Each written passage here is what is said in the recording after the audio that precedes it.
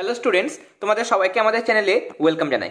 আজকে আমরা দেখো তোমাদের ক্লাস 9-এর জীবন বিজ্ঞান ও পরিবেশ ভাবনা এই বিষয় থেকে তোমাদের যেটা আমরা ক্লাস প্রোভাইড করছিলাম, প্রথম চ্যাপ্টার সেটা হচ্ছে জীবন ও তার বৈচিত্র্য, তার আমরা সেকেন্ড পার্ট। তোমরা জানো এখানে 1.1 1.2 এরকমভাবে সাব ইউনিটে ভাগ করা হয়েছে। তার মধ্যে আমরা 1.1টা দুটো ক্লাসে কমপ্লিট করেছি। আজকে 1.2 মানে জীববিদ্যা হলো জীবনের রীতি, প্রক্রিয়া ও তার বৈচিত্র্যের অধ্যয়ন, এই যে বিষয়টা আছে এটা আমরা দেখব। দেখো বায়োলজি, এইখানে থেকে অনেক শর্ট কোয়েশ্চেন আসে, যেমন বায়োলজি শব্দটি প্রথম কে প্রচলন করেন বা প্রবর্তন করেন, তখন আনসার হবে ল্যামার্ক। পুরো নামটা লিখতে পারো, ফরাসি বিজ্ঞানী, নাম হচ্ছে জা ব্যাপটিস্ট অ্যান্টনি দ্য ল্যামার্ক। কেমন? জীববিদ্যা কি? বিজ্ঞানের যে শাখায় জীবনের বা জীবের রীতি, প্রক্রিয়া ও তার বৈচিত্র্য সম্পর্কে আলোচনা করা হয় তাই হলো জীববিদ্যা। তাহলে জীববিদ্যা হলো এমন একটা শাখা, বায়োলজি হচ্ছে এমন একটা শাখা যেখানে বিভিন্ন জীব, উদ্ভিদ বা প্রাণী হতে পারে, অণুজীব হতে পারে, তাহলে সমস্ত জীবের রীতি, তাদের প্রক্রিয়া বা তাদের যে ডাইভার্সিটি বা বৈচিত্র্য, বিভিন্ন প্রজাতির জীব রয়েছে তাদের সম্পর্কে আলোচনা করা হয়, সেই পুরোটা হচ্ছে জীববিদ্যা। এবার জীববিদ্যা আমরা পড়বো কেন, জীববিদ্যা পাঠের উদ্দেশ্য কি, এই জায়গাগুলো তোমরা একটু দেখে নিও। আমরা এখান থেকে সরাসরি নোটসে চলে যাব। লাস্ট ক্লাসে 1.1-এ বেশ কিছু প্রশ্ন আমরা ইম্পর্টেন্ট কোশ্চেন আলোচনা করেছিলাম। এখান থেকে যে শর্ট কোশ্চেন হয় তোমরা নিজেরাই করে নিতে পারবে, শর্ট কোশ্চেনটা আমরা বলছি না একদম। দেখো আমাদের এখান থেকে জীববিদ্যা পাঠের উদ্দেশ্য আমরা দেখব। জীববিদ্যা পাঠের উদ্দেশ্য এখানে তোমরা বলবে যেটা, সেটা হচ্ছে দেখো আমাদের বাসস্থান বা পরিবেশে নানা রকম জীব ও তাদের ভূমিকা সম্পর্কে জানা, কৌতূহল ও আগ্রহ তৈরি করা। মানে আমাদের চারপাশে বা আমাদের চারপাশে যেগুলো আছে জীব এবং জড় পদার্থ, সবগুলো মিলেই তো আমাদের পরিবেশ, তাই না? তাহলে আমাদের বাসস্থান বা পরিবেশের নানা রকম জীব এবং তাদের যে ভূমিকা, আমরা তাদের উপর কিভাবে নির্ভরশীল বা তারা আমাদের উপর কিভাবে নির্ভরশীল, আমাদের এবং পরিবেশের বিভিন্ন জীবের মধ্যে বা বিভিন্ন যে জিনিস ছড়িয়ে রয়েছে তাদের সঙ্গে আমাদের যা সম্পর্ক, কেমন সেই সম্পর্কে জানা, তাদের সম্পর্কে কৌতূহল এবং আগ্রহ তৈরি করাই হচ্ছে জীববিদ্যার পাঠের একটা উদ্দেশ্য। 2 নম্বর, প্রাকৃতিক সম্পদ যেগুলো রয়েছে, প্রাকৃতিক সম্পদ যেমন জল হতে পারে, অরণ্য হতে পারে, এই যে প্রাকৃতিক সম্পদ সেই সম্পর্কে জ্ঞান লাভ করা, তাদের উৎপাদন, বিভিন্ন প্রাকৃতিক সম্পদ, আরও অনেক প্রাকৃতিক সম্পদ আছে সেগুলো কীভাবে তৈরি করা হয়, বন্টন বিভিন্ন জায়গায় যেন ছড়িয়ে দেওয়া যায়, সংরক্ষণ কীভাবে তাকে সংরক্ষণ করা হয়, এই সম্পর্কে কিন্তু জ্ঞান লাভ করা যায়। এরপরে দেখো বিভিন্ন অণুজীব সম্পর্কে বা তাদের উপকারিতা অপকারিতা। অণুজীবের মধ্যে রয়েছে ভাইরাস, ব্যাকটেরিয়া, ছত্রাক, প্রোটোজোয়া বা আদ্যপ্রাণী, অনেক ধরনের হয়। এবার এগুলোর মধ্যে তোমরা জানো বেশিরভাগই ক্ষতিকারক। ক্ষতিকারক মানে যেগুলো অসুখ করে বা রোগ সৃষ্টি করে। তবে এর মধ্যে কিছু উপকারীও আছে, তাই না? উপকারী ভাইরাসের মধ্যে বেশিরভাগই হচ্ছে ক্ষতিকারক, ফাজ ভাইরাস ছাড়া। ফাজ ভাইরাস হচ্ছে উপকারী ভাইরাস, বাদ বাকি সমস্ত ভাইরাস হচ্ছে ক্ষতিকারক। প্রোটোজোয়াগুলোও ক্ষতিকারক, কিন্তু ব্যাকটেরিয়া এবং ছত্রাকের মধ্যে যেমন ক্ষতিকারক আছে উপকারীও আছে। তোমরা জানো ইস্ট হচ্ছে এককোষী ছত্রাক, যেগুলো পাউরুটি তৈরি করতে, বেকারিতে কাজে লাগে। আবার স্ট্রেপ্টোমাইসিস, পেনিসিলিন, এগুলো মানে অনেক রয়েছে অণুজীব যেখান থেকে কি তৈরি করা হয়, অ্যান্টিবায়োটিক তৈরি করা হয়, তাই না? তাহলে উপকারী মানে ভূমিকাও রয়েছে। তাহলে বিভিন্ন জিনিস অণুজীব সম্পর্কে, তাদের কোনটা উপকারী কোনটা অপকারী সেই সম্পর্কে আমরা জানতে পারি। ভ্যাকসিন তৈরি করা, অ্যান্টিবায়োটিক তৈরি এবং বিভিন্ন রোগ কী করে প্রতিরোধ করা যায়, এই সব কিছু আমরা জীববিদ্যা পাঠ করে জানতে পারি। নেক্সট হচ্ছে জীববিদ্যার গুরুত্ব, জীব বৈচিত্র্য রক্ষা করার প্রয়োজনীয়তা সম্পর্কে কিন্তু আমরা জ্ঞান লাভ করতে পারি। এছাড়া দেখো এখানে আরও অনেক, আমি যে পয়েন্টগুলো বললাম, যেহেতু তোমাদের 5 নম্বরের প্রশ্ন আসে, বড় প্রশ্ন হচ্ছে 5 নম্বরের, তবে সেই প্রশ্নও কিন্তু তোমাদের 3+2 করে ভাগ করে দেয়। তাহলে যদি 3 নম্বরের প্রশ্ন আসে যে জীববিদ্যা পাঠের উদ্দেশ্য লেখো, তাহলে 3 নম্বরের জন্য আমি যেভাবে লিখেছি সেখানে তোমরা 4টে পয়েন্ট বা 5টে পয়েন্ট লিখতে পারো। যেমন আমি এখানে 4টে পয়েন্ট লিখেছিলাম, 4টে পয়েন্ট লিখলে কিন্তু এনাফ। এছাড়াও দেখো ব্যক্তিগত পরিচ্ছন্নতা, দূষণমুক্ত পরিবেশ, নেশা দ্রব্য যদি গ্রহণ করা হয় তাহলে তার কী কুফল হতে পারে, ক্ষতিকারক প্রভাব কী হতে পারে সে সম্পর্কে কিন্তু জানা যায়। মানব শরীরে সুস্বাস্থ্য রক্ষার নিয়মগুলি সম্পর্কে যথার্থ জ্ঞানও কিন্তু অর্জন করা যায়। এবার দেখো জীববিদ্যাটারও বিশাল বড় একটা মানে মানে অংশ, তাই না? মানে বিজ্ঞানের একটা ভাগ। এবার জীববিদ্যার আবার দুটো ভাগ রয়েছে, একটা হচ্ছে বোটানি, একটা হচ্ছে জুওলজি। বোটানি মানে যেখানে শুধু উদ্ভিদ নিয়ে আলোচনা করব, আর জুওলজি মানে সেখানে আমরা প্রাণী নিয়ে আলোচনা করব, তাই জন্য উদ্ভিদবিদ্যা, আর এটা হচ্ছে প্রাণীবিদ্যা। কেমন? এবার দেখো উদ্ভিদবিদ্যা, প্রাণীবিদ্যা বিশুদ্ধ জীববিদ্যার অন্তর্ভুক্ত। এখানে আরও অনেক ভাগ আছে। ব্যবহারিক প্রয়োগ যেটা, সেগুলো ফলিত জীববিদ্যা মানে অ্যাপ্লাইড বায়োলজি। মানব কল্যাণে বিশুদ্ধ জীববিদ্যার প্রয়োগ সম্পর্কে আলোচনা করা হয় কোথায়, না তো ফলিত জীববিদ্যায়। কৃষিবিদ্যা এগ্রিকালচার, যেখানে সেখানে কৃষিকাজ সম্পর্কে আলোচনা করা হয়। পিসি কালচার হচ্ছে জীববিদ্যার একটা শাখা, যেখানে মাছ চাষ নিয়ে আলোচনা করা হয়। এপি কালচার মানে মৌমাছি, মৌ চাষ, মৌ প্রতিপালন সম্পর্কে আলোচনা করা হয়। সেরিকালচার মানে রেশম সংক্রান্ত। এখান থেকে কিন্তু শর্ট কোশ্চেন আসতে পারে। কেমন? এরপরে দেখো এখানে জীববিদ্যার আরো অনেক ভাগ রয়েছে। ফলিত জীববিদ্যা, বিশুদ্ধ জীববিদ্যা, জীববিদ্যা এবং বিভিন্ন ভাগ কি কি মানে করা হয়, এগুলো কিন্তু এখানে বলা হয়েছে। কেমন? এগুলো জাস্ট একটু দেখে নিও, রিডিং পড়ার মতো কিন্তু পড়ে নিও। এবার দেখো এখানে আমাদের বলছে যে বর্তমানে বিজ্ঞান বা বিজ্ঞানের কোনো শাখা এককভাবে টিকে থাকতে পারে না। জীববিদ্যা ও বিজ্ঞানের অন্যান্য শাখার সঙ্গে যুক্ত অন্য মানে নতুন নতুন ব্রাঞ্চ তৈরি হয়েছে। যেমন জীব পদার্থবিদ্যা মানে কি, জীববিজ্ঞান, জীববিদ্যা এবং তার সঙ্গে ফিজিক্স, পদার্থবিদ্যা। তাহলে বায়োলজির বায়ো আর ফিজিক্সের ফিজিক্স, তাহলে বায়ো ফিজিক্স, তাহলে জীববিদ্যা এবং পদার্থবিদ্যা। বায়োকেমিস্ট্রি মানে জীববিদ্যা এবং রসায়ন মিলে একটা আলাদা শাখা। এরকমভাবে বায়োমেট্রি মানে কি, জীববিদ্যা এবং মেট্রি মানে গণিত সংক্রান্ত। তাহলে এরকমভাবে কিন্তু তৈরি হয়েছে। এরপর দেখো এটা ইম্পর্টেন্ট, প্রত্নতত্ত্ব জীববিদ্যা বা প্রত্নজীববিদ্যা, এটা হচ্ছে প্যালিও অন্টোলজি। কেমন? প্যালিও অন্টোলজি মানে যেখানে জীবাশ্ম সম্পর্কে আলোচনা করা হয়, এটা একটা ইম্পর্টেন্ট একটা ভাগ। সাইবারনেটিক্সটা দেখবে, যেখানে জীববিদ্যা এবং তার সঙ্গে ইনফরমেশন টেকনোলজি মানে টেকনোলজি নিয়ে আলোচনা করা হয়, সেটা হচ্ছে সাইবারনেটিক্স। অ্যানথ্রোপোলজি মনে রাখতে পারো, এখন অ্যানথ্রোপোলজি একটা ভালো একটা সাবজেক্ট, অনেকেই পড়াশোনা করে। এখানে মানুষের উৎপত্তি, অভিব্যক্তি, সভ্যতা সম্পর্কে কিন্তু আলোচনা করা হয়। এবার জীববিদ্যার প্রয়োগ, জীববিদ্যার বিভিন্ন রকম প্রয়োগ আছে। প্রথম এখান থেকে আলাদা আলাদা করে প্রশ্ন আসতে পারে। যেমন আমরা প্রথম প্রশ্ন নিয়েছি এখানে, মহাকাশ গবেষণায় জীববিদ্যার ভূমিকা লেখো। তাহলে মহাকাশে কি করা হয়, এককোষে একটা শৈবাল আছে, সেটা হচ্ছে ক্লোরেলা, সেটা রাখা হয়। এবার এটা যেহেতু সবুজ শৈবাল, তাহলে কি করবে, সালোক সংশ্লেষ করবে। তাহলে মহাকাশে যখন আমরা নিয়ে যাব, মহাকাশ যানে যখন নিয়ে যাব, তখন মহাকাশ যানের মধ্যে মানুষও যায়। এবার এই ক্লোরেলাটা কি করবে, শ্বাসকার্য মানে সালোক সংশ্লেষ পদ্ধতিতে খাবার তৈরি করে গাছ, তোমরা জানো। তাহলে গাছ যখন খাবার তৈরি করে তখন কার্বন ডাইঅক্সাইড নেয় আর অক্সিজেন ছাড়ে। তাহলে মহাকাশ যানের মধ্যে মানুষের নিঃশ্বাসে যে কার্বন ডাইঅক্সাইডটা তৈরি হয়েছিল, সেই কার্বন ডাইঅক্সাইডটা কে নেবে, ক্লোরেলা নেবে, নিয়ে সালোক সংশ্লেষ পদ্ধতিতে খাবার তৈরি করবে। আর মুক্ত বা বিশুদ্ধ অক্সিজেন যুক্ত বাতাস তারা ছাড়বে, যেটা মানুষরা গ্রহণ করবে। তাহলে মহাকাশযানে অক্সিজেনের বা কার্বন ডাইঅক্সাইডের ভারসাম্য বজায় থাকবে, বা অক্সিজেনের যোগান বা সরবরাহটা কিন্তু কন্টিনিউ থাকবে। এই জন্য মহাকাশযানে ক্লোরেলা রাখা হয়, এটা হচ্ছে প্রথম কারণ। 2 নম্বর কারণ হচ্ছে যে মহাকাশচারীরা এই যে শৈবাল ক্লোরেলা, এটাকে অনেক সময় খেয়ে ফেলে, মানে খায়, খাবার হিসাবে গ্রহণ করে। তাহলে খাদ্য হিসাবেও কিন্তু একে গ্রহণ করা যায়। তাহলে এই দুটো হচ্ছে এর ভূমিকা। এরপর নেক্সট একটা প্রশ্ন আছে, আণবিক জীববিদ্যা শাখায় কি কি নিয়ে বিষয় নিয়ে আলোচনা করা হয়। এটা তোমাদের পর্ষদ নমুনা প্রশ্ন, তার জন্য আমি এটা এখানে আলোচনা করছি।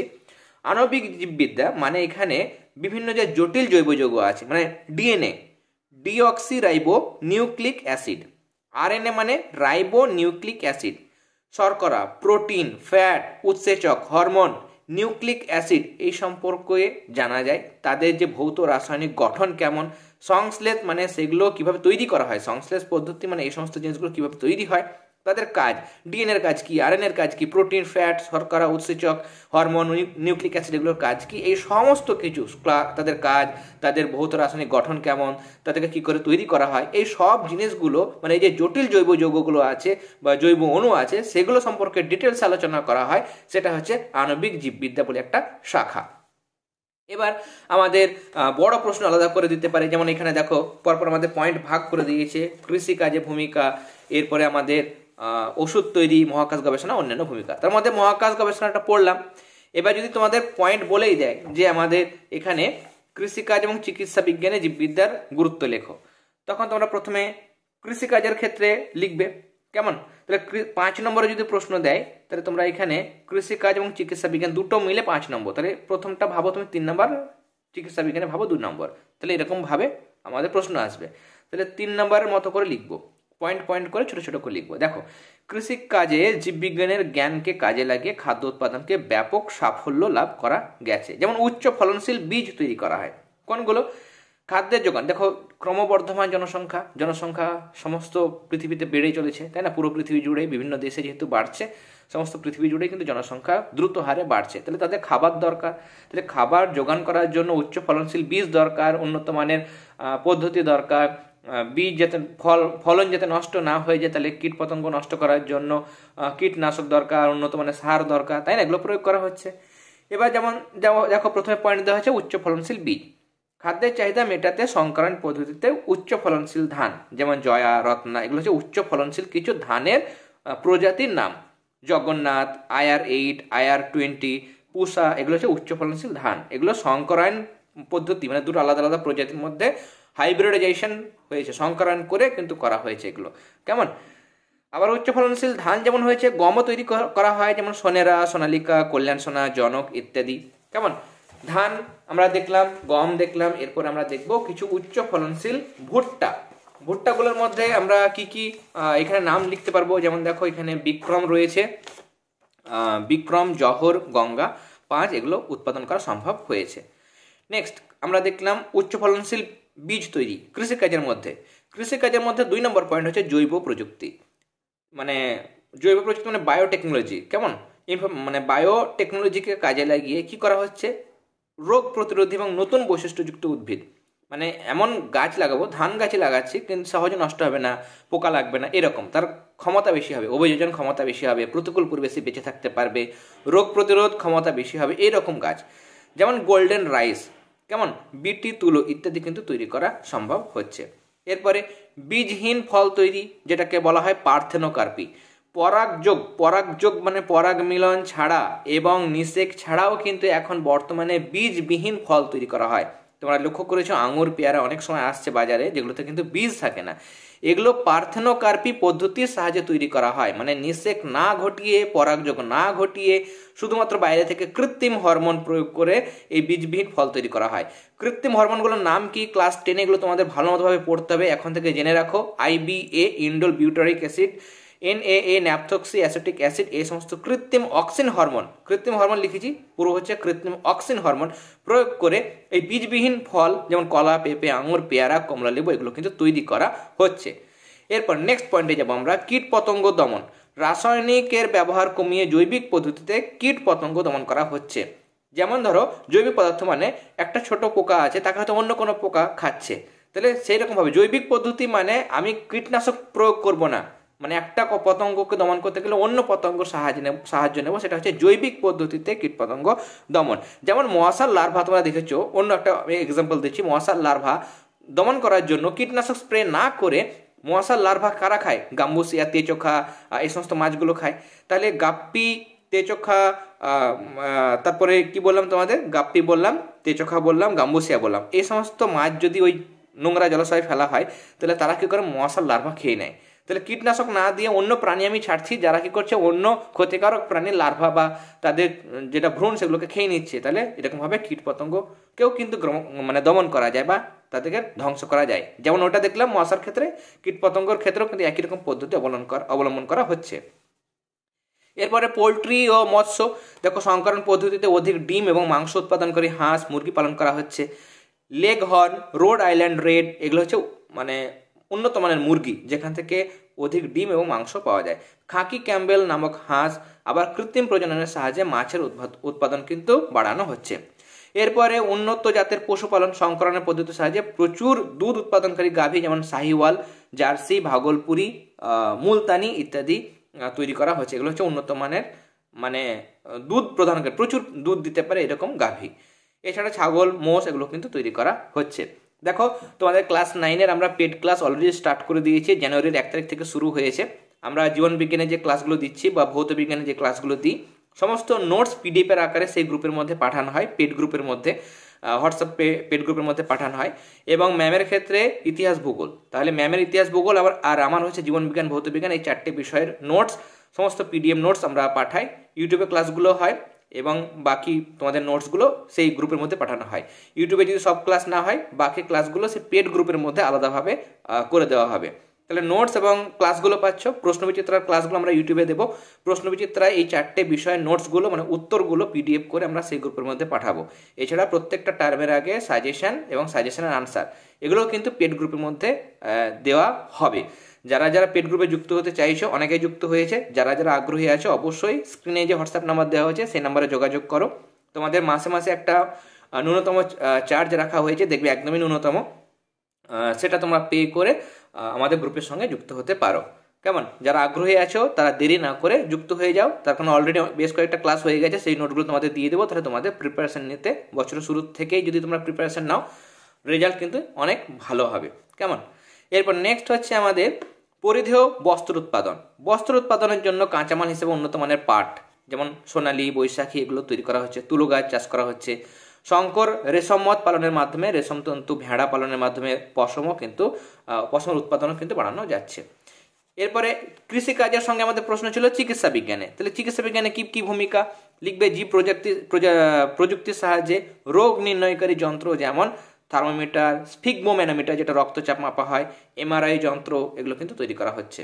আবার জীবনদায়ী কিছু অ্যান্টিবায়োটিক ওষুধ, অ্যান্টিবায়োটিক মানে যেগুলো ব্যাকটেরিয়া সংক্রমণকে প্রতিরোধ করে, মানে ব্যাকটেরিয়া ঘটিত কোনো রোগ হলে যখন যে ওষুধগুলো খাওয়া যায়, পেনিসিলিন, স্ট্রেপ্টোমাইসিন, এরিথ্রোমাইসিন, এজিথ্রোমাইসিন, তোমরা জানো এজিথ্রোমাইসিন এগুলো সব ঠান্ডা লাগার জন্য ব্যবহার করা হয় অ্যান্টিবায়োটিক হিসাবে। এছাড়া পাগলা কুকুরের লালা থেকে জলাতঙ্ক রোগের প্রতিষেধক হিসাবে হাইড্রোফোবিনাম এগুলো তৈরি হচ্ছে সাপের বিষ থেকে। অ্যান্টিভেনাম, ভেনাম মানে হচ্ছে বিষ, তাহলে অ্যান্টিভেনাম মানে সাপের বিষ থেকে কিন্তু বিষের বিরুদ্ধে ওষুধ তৈরি করা যায়, তাই না? সাপের বিষ থেকে কিন্তু সাপের বিষের ওষুধ তৈরি হয়। এগুলো সিরাম, ল্যাকেসিস এগুলো কিন্তু তৈরি করা হচ্ছে। বিভিন্ন মারণ রোগ যেমন ক্যান্সার, এইডস ইত্যাদি নিয়ন্ত্রণের চেষ্টা করা হচ্ছে। বিভিন্ন বংশগত রোগ আছে, তোমাদের ক্লাস 10 চ্যাপ্টার নাম্বার 3 তোমরা বংশগতি পড়বে, সেখানে ডিটেলস আমরা আলোচনা করব। এখানে হিমোফিলিয়া, বর্ণান্ধতা, অ্যালবিনিজম ইত্যাদি রোগ নির্ণয়ে জেনেটিক্সের জ্ঞানকে প্রয়োগ করা হচ্ছে। কেমন? তাহলে এগুলো তোমাদের ছিল।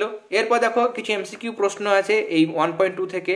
অধিক ডিম উৎপাদনকারী একটা মুরগির ব্রিড হচ্ছে লেগহর্ন।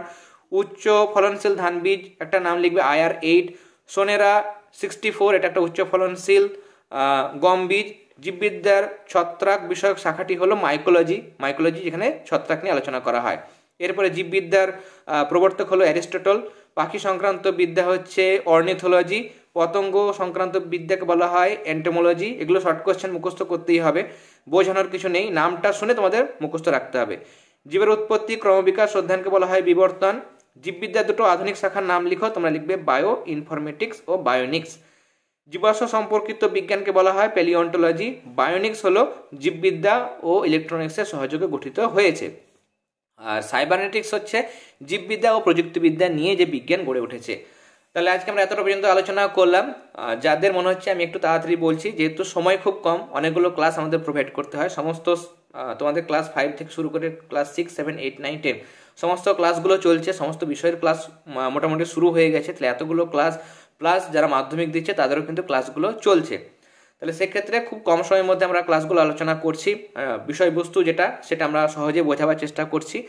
যাদের একটু তাড়াতাড়ি মনে হবে তারা আরও একবার ভিডিওটা দেখে নেবে, তাহলে দেখবে কোনো অসুবিধা হবে না। যারা গ্রুপে যুক্ত হতে চাইছো পেড ক্লাসে অবশ্যই যুক্ত হয়ে নিও। আর এছাড়া তোমাদের জন্য একটা ফ্রি টেলিগ্রাম গ্রুপ আমরা অলরেডি ক্রিয়েট করে রেখেছি। সেই টেলিগ্রাম গ্রুপের লিঙ্ক তোমরা এই ভিডিও ডেসক্রিপশন বক্সের মধ্যে পেয়ে যাবে। এই ভিডিও ডেসক্রিপশন বক্সের মধ্যে তোমরা ক্লাস 9-এর সমস্ত সাবজেক্টের প্লেলিস্ট পেয়ে যাবে। সেই প্লেলিস্টের লিঙ্কে ক্লিক করে যে ক্লাসগুলো হয়ে গেছে সেগুলো তোমরা অবশ্যই দেখে নিও। আর ক্লাসগুলি ভালো লেগে থাকলে অবশ্যই ক্লাসগুলোতে লাইক দেবে, তার সঙ্গে বেশি বেশি করে আমাদের ক্লাসগুলো তোমাদের ফ্রেন্ড সার্কেলের মধ্যে অবশ্যই শেয়ার করবে। তাহলে আজকের ক্লাস এতটাই, তোমরা সবাই ভালো থেকো। All the very best.